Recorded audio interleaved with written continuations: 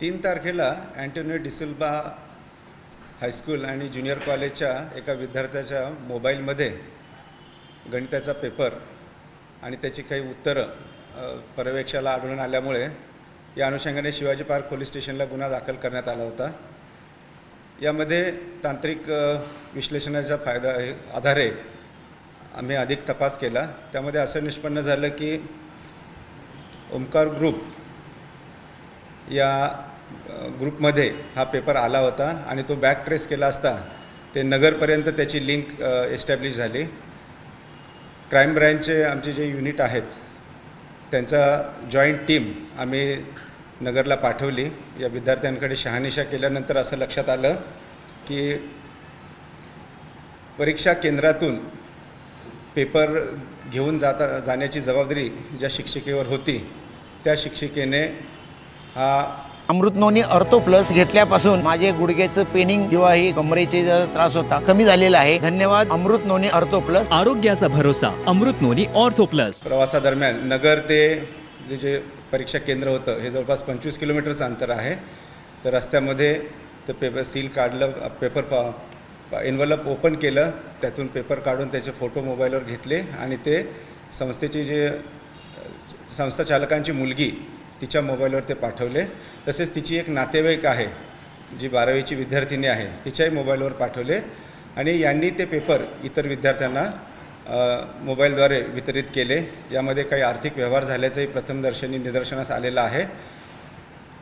Seal जे envelope जे आहेत ते फाटलेले आहेत किंवा सुस्थितीत आहे किंवा नाही याची शहानिशा संबंधित मुख्याध्यापकांनी करावयाची असते, परंतु ती त्यांनी केली नाही आणि त्यांचाही याच्यामध्ये सहभाग असल्याचं निष्पन्न झाल्यामुळे आम्ही परीक्षा केंद्रावरून पेपर ताब्यात घेतलेली शिक्षिका, तिला असलेला सहाय्यक, त्या गाडीवरील चालक, त्याचप्रमाणे संस्था चालकांची मुलगी आणि त्या शाळेचे मुख्याध्यापक अशा 5 आरोपींना ताब्यात घेतलेलं आहे, त्यांना अटक केलेली आहे आणि पुढील तपास सुरू आहे। सर, प्रकरण सगळ्यात सुरुवातीला पुढे आणलं सिंदखेड राजा यांनी, त्याच्यानंतर दादरमध्ये एका समोर आलं प्रकरण, मी त्यानंतर कारवाई केली आणि आता नगरचं कनेक्शन समोर होते। काय वाटतं संपूर्ण महाराष्ट्रात हे कुठेतरी कनेक्शन असेल का? पेपर फुटी हा एक संवेदनशील विषय असल्यामुळेच माननीय पोलीस आयुक्त, विशेष पोलीस आयुक्त तसेच सहपोलीस आयुक्त गुन्हे यांनी या गुन्ह्याचा बारकाईने तपास करण्याबाबत आम्हाला सूचना दिल्या होत्या। त्या अनुषंगाने DCP डिटेक्शन आणि क्राईममधील इतर युनिटच्या टीम्स आम्ही फॉर्म केल्या होत्या आणि त्यांनी यामध्ये आतापर्यंत जो तपास केलेला आहे त्यामध्ये या शाळेतील 5 म्हणजे शिक्षक आणि त्यांचे सहाय्यक आणि मुख्याध्यापक यांचा सहभाग निष्पन्न झालेला आहे आणि त्यामुळे त्यांना अटक करण्यात आलेली आहे। आणि यामध्ये अजूनही कोणाचा सहभाग आहे का, इतर जिल्ह्यात त्याचा काही लिंक्स आहेत का, या दृष्टीने आम्ही अधिक तपास करत आहोत। सर, बोर्डचा यामध्ये काय कनेक्शन दिसतंय का की बोर्डने ह्याच्यात त्यांचाही रूल आहे किंवा कसं की बोर्डचा पाय झाल्यानंतर हे सगळं झालं? नाही, डिस्ट्रिक्टचं जे पेपर डिस्ट्रीब्युशन सेंटर असतं तिथे याची नोंद केली जाते आणि तिथून नोंद केल्यानंतर ज्यांच्या ताब्यात दिलेला आहे त्यांनी तो मुख्याध्यापकाच्या ताब्यात सुस्थितीत देणं अपेक्षित असतं आणि मुख्याध्यापकाने ते व्हेरीफाय करून त्यामध्ये जर काही त्रुटी आढळल्या किंवा काही गैरप्रकार आढळला तर तो निदर्शनास आणणं अपेक्षित होतं, परंतु इथे मुख्याध्यापकाचा सुद्धा सहभाग असल्याचं प्रथमदर्शनी निष्पन्न झालेलं आहे आणि त्यांनी या बाबींकडे जाणीवपूर्वक दुर्लक्ष केलेलं आहे। संस्था चालकांचं प्रेशर असो किंवा अन्य काही मोटिव्ह असो यामुळे त्यांनी हे कृत्य केल्याचं प्रथमदर्शनी दिसून येत आहे।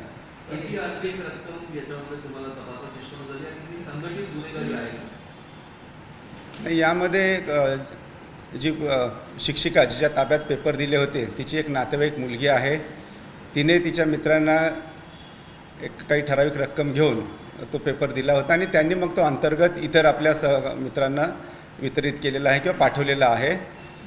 त्याचप्रमाणे संस्था चालकांची जी मुलगी जिला आपण आरोपी केलेला आहे तिनेही काही विद्यार्थ्यांना हा पेपर आणि त्याची उत्तरं दिली आहेत। यामागचं आर्थिक समीकरण निश्चितपणे किती आहे या दृष्टीने आम्ही अधिक तपास करत आहोत। नाही, आतापर्यंत तरी या पेपरच्या बाबतीतच आम्ही समोर फॅक्ट्स ज्या आहेत त्या समोर आलेल्या आहेत आणि इतर पेपरच्या बाबतीत आम्ही अधिक चौकशी करत आहोत। शिक्षण संस्थेचे मुख्याध्यापक शिक्षक यांना अटक झालेली आहे, रॅकेट सुरू होत असं वाटतं, असं काही संशय आहे? जे परीक्षा केंद्र आहे तिथले मुख्याध्यापक हे आहेत आणि त्या ठिकाणी 4 ते 5 वेगवेगळ्या कॉलेजेसचे विद्यार्थी आहेत. त्यामुळे असं संघटितपणा आहे किंवा नाही यामागे या दृष्टीने आम्ही अजून तपास करत आहोत आणि जे निष्पन्न होईल त्याप्रमाणे पुढील कारवाई केली जाईल. त्या दृष्टीने अजूनही विद्यार्थ्यांकडे आता परीक्षा चालू असल्यामुळे शहानिशा करणं बाकी आहे, परंतु अधिक तपास आम्ही निश्चितपणे आमची टीम पुन्हा नगरला जाईल आणि या दृष्टीनेही तपास सखोलपणे केला जाईल. मोटिव्ह काय वाटतं याचा? आपल्या जवळच्या लोकांना पेपर मिळावा हा आहे का मग आर्थिक लाभ घेणं हा मोटिव्ह वाटतो? प्रथमदर्शनी याच्यामध्ये आर्थिक लाभाचाही काही अंश निश्चितपणे समोर आलेला आहे. त्याचबरोबर आपले परिचित आणि नातेवाईक यांनासुद्धा याचा लाभ व्हावा या दृष्टीने केल्याचं दिसून येत आहे. तरीसुद्धा या व्यतिरिक्तही अजून काही संघटित गुन्हेगारीचा काही प्रकार आहे का या दृष्टीने आम्ही अधिक तपास करत आहोत. दादरमध्ये ज्या विद्यार्थीकडे मोबाईलमध्ये पेपर भेटला त्याच्याकडून काय समोर आलं की त्यांनी आजूबाजूबरोबर शेअर केला आहे, त्याच्याकडे ते पेपर कुठल्या मार्गी पोहोचला ते काय समोर आले का? दादरच्या ज्या विद्यार्थ्याकडे मोबाईलमध्ये पेपर आणि त्याची काही उत्तरं पर्यवेक्षकाला मिळाली त्यावेळेला असं निष्पन्न झालं की त्याला पेपर त्याच्या एका नातेवाईकाकडून मिळाला होता आणि त्याला तो नगर येथील त्याच्या दुसऱ्या नातेवाईकाकडून मिळाला होता आणि त्याने तो त्याच्या भावाला उत्तरं मिळण्यासाठी दिला होता. तर त्यामुळे त्याच्या भावाचा जो सहभाग आहे तो एक लिमिटेड होता, त्याला मदत करण्याचा तोही आपण निष्पन्न केला होता आणि त्याच्यावरही कायदेशीर कारवाई आम्ही सुरू केलेली आहे. आणि या पेपरफुटीमधले जे 5 आरोपी आहेत प्रमुख त्यांच्यावरही त्यांनाही अटक करण्यात आलेली आहे आणि अधिक तपास सुरू आहे.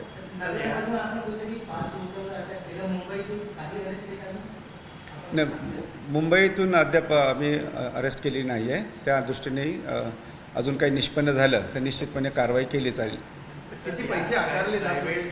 क्लासेसचा पण इन्व्हॉल्वमेंट दिसत आहे का? क्लासेस किंवा कसं काय ज्या स्टुडंट्सचा ग्रुप फॉर्म केला होता ते काय फक्त कॉलेज पुरतं होते की क्लासेस किंवा कुठलाही ते होते? नाही, त्या क्लासेसचा सहभाग प्रायमा फेसी अद्याप तरी समोर आलेला नाही आणि आम्ही सर्व अँगलने याचा तपास करत आहोत.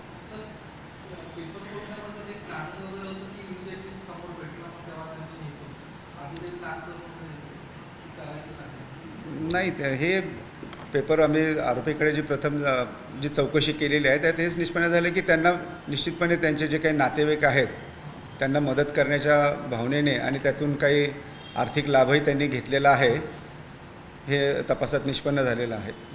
किती पैसे आकारले जात पेपर मागे त्याचं काही समोर आलं आतापर्यंत? एका नातेवाईकाला त्यांच्या काही 10,000 रुपये मिळाल्याबाबत कळवलेलं आहे, परंतु या दृष्टीने अधिक तपासही आमचा सुरू आहे. हे 5ही आरोपी मुंबईत आणलेले आहेत, त्यांना अटक केलेली आहे. आज कोर्टात त्यांना प्रोड्यूस केलं जाईल आणि अधिक तपास त्यांच्याकडे करण्यात येत आहे. एक ही मिनिट.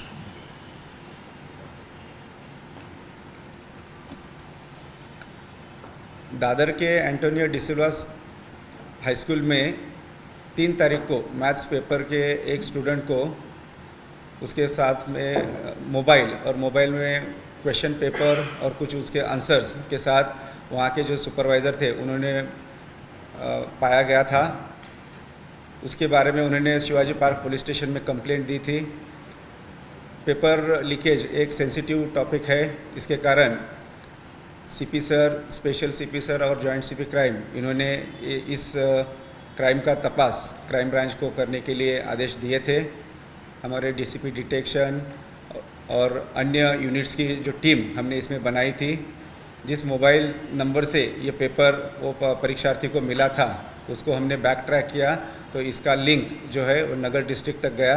नगर डिस्ट्रिक्ट के एक व्हाट्सएप के ग्रुप में यह पेपर पाया गया था और हमारी टीम नगर डिस्ट्रिक्ट गई. वहाँ के ये जो ग्रुप में व्हाट्सएप ग्रुप में जो मेंबर्स थे उनसे जांच की, उनसे इंक्वायरी करने के बाद यह पता चला कि एक जो स्कूल है उसके टीचर जिनके पास ये पेपर की कस्टडी थी, जिन्होंने डिस्ट्रीब्यूशन सेंटर से ये पेपर कलेक्ट किया और वो एग्ज़ामिनेशन सेंटर तक लेके जाने की जिम्मेदारी जिन पर थी वह टीचर जो महिला है और उसको रनर कहा जाता है, उसकी जो और उसका जो असिस्टेंट और उस गाड़ी में जो ड्राइवर थे, इन्होंने तीनों ने मिलकर वो पेपर गाड़ी में उसका पेपर को ये किया, एनवलप सील निकाल कर उन्होंने उसके फ़ोटो निकाले और व्हाट्सएप के ज़रिए वो जो एजुकेशनल इंस्टीट्यूट है उसके जो डायरेक्टर की बेटी है उनके मोबाइल पर दिए, प्लस यह जो रनर टीचर थी उसने उनकी एक रिश्तेदार जो 12th में है उसको भी यह पेपर उसके व्हाट्सएप पर भेज दिया। और उन्होंने फिर ये जो उनके कोई जो रिलेटेड जो स्टूडेंट्स थे उनको यह पेपर दिया गया। और इसमें हमने जो रनर टीचर, उसका असिस्टेंट और ड्राइवर, प्रिंसिपल और डायरेक्टर की बेटी जिनका जो इसमें रोल था, ये 5 लोगों को हमने कल नगर से गिरफ्तार किया है। आज उनको कोर्ट में पेश किया जाएगा और इसमें आगे की जांच हम कर रहे हैं। सर, इसमें क्या बोर्ड का इन्वॉल्वमेंट नहीं दिखाई दिया? जैसे कि पता चल रहा है कि पेपर स्कूल तक जाने तक, एग्जाम सेंटर तक जाने तक बोर्ड की जिम्मेदारी कहीं ना कहीं होती है कि कोई बीच में अनसील ना करे, पेपर चुराए। तो बोर्ड के लोगों से भी पूछताछ कर रहे हैं? जो बोर्ड के लोग, जो बोर्ड से जो पेपर आता है डिस्ट्रिक्ट में, वो डिस्ट्रिक्ट डिस्ट्रीब्यूशन सेंटर है, वहाँ पर आता है। वहाँ से हर सेंटर के जो डेप्यूटेड रनर है उनके पास वो दिया जाता है। वो देने के बाद जब जिस वक्त दिया जाता है तब वो सील होते हैं एनवलप और उनका सिग्नेचर वगैरह लिया जाता है। और वहाँ से निकलने के बाद जो सेंटर है, एग्जामिनेशन सेंटर, वहाँ जाने के बाद वहाँ के जो प्रिंसिपल है उनकी जिम्मेदारी होती है कि ये जो एनवलप पाया गया है वो अनब्रोकन है, सील इंटैक्ट है या नहीं, ये वेरीफाई करना उनकी जिम्मेदारी होती है। और वो उस वेरीफाई करने के बाद वो सिग्नेचर भी करते हैं और उसके बाद वो पेपर डिस्ट्रीब्यूट किया जाता है और इसकी जानकारी और डिस्ट्रिक्ट डिस्ट्रीब्यूशन सेंटर को भी दी जाती है। तो इसमें जो रनर है उनका रोल था, और डायरेक्टर जो है वो सेंटर के जो स्कूल है उनकी जो बेटी है उनका रोल था, और प्रिंसिपल जिनकी जिम्मेदारी थी ये सब वेरीफाई करने की, उन्होंने भी इस पर नज़रअंदाज किया है और उनका इसमें इन्वॉल्वमेंट है, ऐसे प्राइमा फेसी निष्पन्न हुआ है। और इसीलिए इन 5 लोगों को हमने गिरफ्तार किया है। मोटिव सर क्या है इसके पीछे? एक्चुअल ऑफेंडर थे, पहली बार कोई पेपर लीक किया था या फिर इसके पहले भी कुछ पेपर्स लीक किए जा चुके हैं और हमारे जांच में तो कुछ आया? अब तक जो जांच की है उसमें तो ये पहला ही पेपर का लीक होने का हादसा सामने आया है और इसके बारे में भी हम और जानकारी भी ले रहे हैं और आज कोर्ट में प्रोड्यूस किया जाएगा। उसके बाद भी इनके पास इंट्रोगेशन करके और किसी पेपर का भी कुछ लीक हुआ है या इसके बारे में भी हम जांच करेंगे। पहले इसमें जांच में यही पता चला है कि जो रनर टीचर है उसकी जो रिश्तेदार है उसने उसके कुछ फ्रेंड्स को यह पेपर दिया था और उसके बदले में कुछ रकम भी उसने ली है। और जो डायरेक्टर की जो बेटी है उन्होंने भी उनके इंस्टीट्यूट के कुछ बच्चों को जो विद्यार्थी थे उनको यह पेपर दिया है। आर्थिक इसमें कितना ये हुआ है ट्रांजैक्शन उसके बारे में हम और जांच कर रहे हैं। एक गुन्हा असाही आहे म्हणजे की बुटीचा पेपर वापरणं किंवा अशा डॉक्युमेंटचा अभ्यास करून परीक्षा घेणं हा सुद्धा एक गुन्हा आहे आणि हा बोर्डाच्या नियमावलीमध्ये आहे। तर मग ज्या विद्यार्थ्यांनी हा पेपर बुटीचा करतात याचा वापर केलेला आहे त्यांच्यावर सुद्धा पोलीस काही कारवाई करणार आहे का याबद्दल काही बोर्डाशी संबंध केली? विद्यार्थ्यांचा ज्यांचा सहभाग आढळलेला आहे ते बहुतांश विद्यार्थी हे 12वीचे आहेत, मायनर आहेत। आमच्या जे काही आत्तापर्यंत आम्ही जे व्हेरिफिकेशन केलेलं आहे त्यात मायनर आहे। त्याची ज्युव्हेनाईलच्या बाबतीत जी कायदेशीर प्रक्रिया अवलंबवायची असते ती आम्ही करत आहोत। विकासाचा ध्यास म्हणजे